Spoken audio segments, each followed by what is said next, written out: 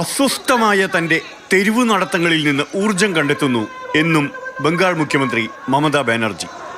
ജനങ്ങളോട് നേരിട്ട് സംവദിച്ച് കാര്യമറിയാനുള്ള കഴിവ് മമതയെ ബംഗാളിൽ പ്രത്യേകിച്ചും സ്ത്രീകൾക്ക് പ്രിയങ്കരിയാക്കുന്നു. ശരിക്കും ഒരു ഓർഗാനിക് ലീഡർ.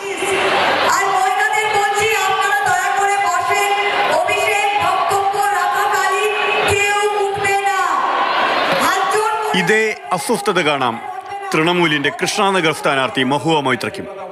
സദസ്സിൽ ഇരിക്കുന്നവരോട് ചിരിച്ച്, നടക്കുന്നവരോട് കെറുവിച്ച്, പോലീസിനോട് ഉത്തരവിട്ട്, പറഞ്ഞാൽ കേൾക്കാത്തവരെ ശാസിച്ച് മഹുവ.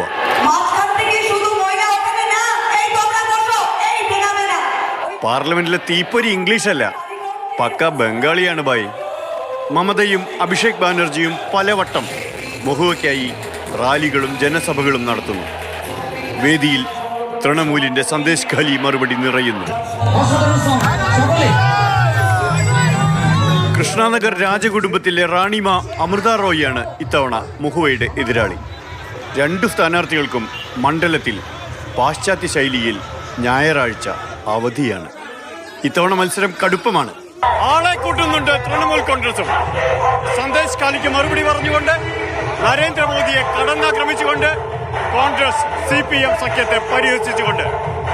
കൃഷ്ണനഗറിൽ നിന്ന് വിനോദ് മൊറാറയ്ക്കൊപ്പം കെ മധു, മാതൃഭൂമി ന്യൂസ്.